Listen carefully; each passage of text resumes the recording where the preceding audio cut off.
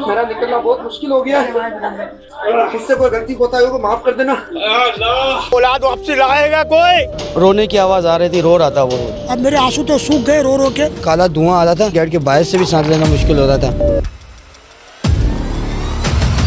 17 जनवरी 2026 वो ऐसा दिन है जिसे शायद कभी भी बुलाया नहीं जा सकता। इस दिन ना सिर्फ लोगों की जिंदगी भर की जमा पूंजी बर्बाद हुई, बल्कि ऐसा जानी नुकसान हुआ जो कभी भी पूरा नहीं हो सकता। और उस दिन हमारे कराची मेयर साहब घूमने गए हुए थे, जिसके चलते उन्हें इस चीज का पता ही नहीं था कि कराची में इस कदर आग लग चुकी है। यकीन कर लो, सबको वोट्स चाहिए, हुकूमत चाहिए, पैसा चाहिए। कराची सबको चाहिए तो सही, मगर सिर्फ पैसे के लिए, क्योंकि कराची पाकिस्तान का वो वाहिद शहर है जो हर साल पाकिस्तान को सब तमाम शहरों के मुकाबले में सबसे ज्यादा पैसे कमा के देता है। स्टिल कराची लावारिस है। 17 जनवरी 2025 रात के तकरीबन 9:30 या 10 उस दिन गुल प्लाजा शॉपिंग मॉल में मामूल के मुताबिक ज्यादा रश था, क्योंकि उस दिन वीकेंड भी था तो लोग अक्सर शॉपिंग करने के लिए आए हुए थे। मगर मॉल के बंद होने का टाइम हो चुका था, जिसके चलते ज्यादातर लोग अब शॉपिंग करके वापस जा चुके थे। अब बस कुछ ही कस्टमर थे और बाकी जितने भी लोग थे वो सब सेल्समैन थे। कुल मिलाकर टोटल 200-150 लोग थे। आग लगने के तकरीबन आधे घंटे बाद लोगों को इस चीज की खबर हुई, जो कि बहुत सारी सोर्सेस ने कंफर्म किया है कि आग इलेक्ट्रिक सर्किट से लगी थी और ग्राउंड फ्लोर में लगी थी, जहां एक फूलों की शॉप थी, जहां आग ने तेजी पकड़ी और बस धीरे धीरे आग बढ़ती गई, क्योंकि शॉपिंग मॉल में कपड़े, प्लास्टिक और परफ्यूम वगैरह थे जो आग को अट्रैक्ट करते हैं, जिसके चलते आग सिर्फ चंद मिनटों में तेज हो गई। आग ने सिर्फ आधे घंटे में पूरे मॉल को अपनी चपेट में ले लिया। मगर इतने बड़े मॉल में फायर सेफ्टी नाम भी कोई चीज ही नहीं थी। ऊपर से इमरजेंसी डोर्स और मॉल के तमाम दरवाजे बंद थे सिवाय एक के। जिन लोगों को उस दरवाजे का पता था वो वहाँ से जिंदा निकल गए, मगर फिर भी वो अपने साथ कुछ भी कैरी नहीं कर सके। मतलब उनके पैसे, उनकी जिंदगी की तमाम जमा पूंजी अभी भी उस आग में पड़ी हुई थी। इस वाक़ये में दर्जनों लोगों की जानें चली गई और कई जख्मी हो गए। लाशें मलबे से बरामद की गई और शनाख्त के लिए डीएनए टेस्ट किए गए। उनकी बॉडी इस हद तक सड़ चुकी थी कि उन्हें डीएनए की जरूरत पड़ रही थी। कम से कम 70 अफराद हलाक हो चुके। सबसे पहले हम बात करते हैं मोहम्मद फुरकान की, जो एक फायर फाइटर था और 18 तारीख को लोगों की मदद करने के लिए गुल प्लाजा की बिल्डिंग में गया, लेकिन उसी वक्त गुल प्लाजा की बिल्डिंग नीचे गिर गई, जिसके चलते फुरकान वहीं शहीद हो गया। जो है अंदर जाके कोशिश कर रहे हैं कि जो ग्राउंड फ्लोर है उसे क्लियर कर सकें, ताकि ऊपर जाने के लिए रास्ता जो है वो बन सके। और इस वक्त ये आग की शिद्दत देखें, एक बार फिर से आग तेज़ हो गई है यहाँ पर। तो अगर बिल्डिंग गिर रही है, बिल्डिंग गिर रही है, बिल्डिंग गिर रही है। अल्लाहू अकबर। अंदर रेस्क्यू एहलकार था।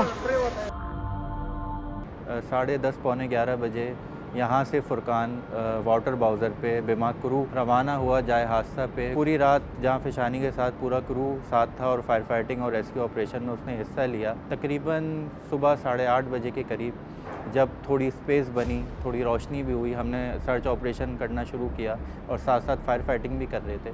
फुरकान मेरे साथ मौजूद था।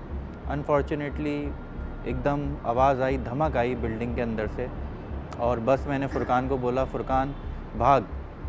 बस आप समझें कुछ सेकंड्स की बात थी, बमुश्किल 2 या 3 सेकंड मिले। तो अगर बिल्डिंग गिर रही है, बिल्डिंग गिर रही है, बिल्डिंग गिर रही है।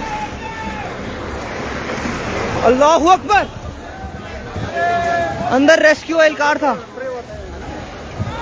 नाज़रीन, बिल्डिंग गिर गई है, लाइव मनाज़िर। मैं बाहर जाके गिरा हूँ बिल्डिंग से और फुरकान को निकलने का मौका नहीं मिला और वो बिल्डिंग जो है उसके ऊपर कोलैप्स हो गई। घर काम पे गया तो उसके बाद तो फिर वो आया नहीं है, ना हमारे को कांटेक्ट उससे हुआ, बिल्कुल भी कांटेक्ट नहीं था वहाँ। मुझे रात को 11:15 बजे इस ये लड़का मेरा जामा कलर पे काम करता है, इसने मुझे इतला दी कि भाई वहाँ लग गई और भाई वहाँ। मैंने कांटेक्ट वहाँ पे किया तो वहाँ से ये पता चला कि भाई कुछ लोगों ने कहा कि हमने नीचे उसको देखा, और कुछ ने कहा कि वो वापस गया किसी को बचाने के लिए। तो दोबारा वो गया, उसके बाद से वो कोई चीज़ इतला नहीं है हमारे पास, कोई भी इतला नहीं। 10:30 का टाइम था, उस वक्त आग लग चुकी थी मार्केट के अंदर। मगर बस मेरे जहन में ये था कि मेरे भाई, मेरे चाचा वगैरह ये लोग निकल चुके हैं। मैं वापसी गाड़ी में बैठ गया था। मैंने रास्ते में मेरे चाचू से कांटेक्ट किया है, तो उन्होंने मुझे ये बोला था कि भाई मैं निकल चुका हूँ और मुझे इस चीज़ का नहीं पता। मैंने फिर कांटेक्ट उसकी दुकान के ऑनर से किया था, तो उन्होंने मुझे यही कहा कि साद निकल गया है, साद निकल गया है। बस इसी दिलास है कि उसमें मैं वाटर पंप पे पहुंचा हूँ और वहाँ पे मेरे पास रिटर्न कॉल आई है कि भाई साद हमारे साथ नहीं है और साद का कुछ पता नहीं है। मैं वहीं से रिटर्न वापसी गुल प्लाजा गया। वहाँ पे गए थे तो पूरा गुल प्लाजा ख़त्म हो चुका था वहाँ पे। जी बॉडी देखी, बहुत बुरी हालत है उसकी। इस तरीके से नहीं है कि देख पाएँ, कर पाएँ, इस तरह से नहीं है। बहुत ज़्यादा जल चुकी है, ख़त्म हो चुकी है वो। इससे ज़्यादा किसी की जान का नहीं हो सकता। सिर्फ सहारा बन सकता है थोड़ी बहुत वक्ती तौर के लिए इंसान का। सहारा तो अल्लाह देता है या शोहर देता है बीवी को, बच्चे को, वो ही चले गया, इससे क्या होगा। उसकी माँ का हाल देखो, उसकी बीवी का हाल देखो, कितनी परेशान है। अब उसका कोई सहारा नहीं है, बच्चा भी इतना बड़ा नहीं है कि जो उसको कमा के खिला सके। मेरे बेटी का कोई नहीं है, बेटा एक किराए का घर है, उसके साथ न्यूयॉर्क में जो कर रही है वो ताउन करे। बस ये गुजारिश है हुकूमत से।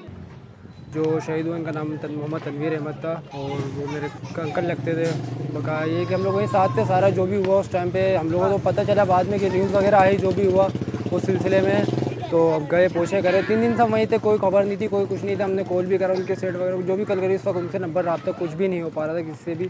उनके भी रब्ता कर रहे थे। 2 बजे तक तकरीबन उनसे कॉल गई है, कॉल जारी, उसके बाद उनका मोबाइल बंद हो चुका था। 11 बजे उनकी छुट्टी होती थी, 1-1:30 बजे तक वो घर आ जाते थे रास्ते में करते।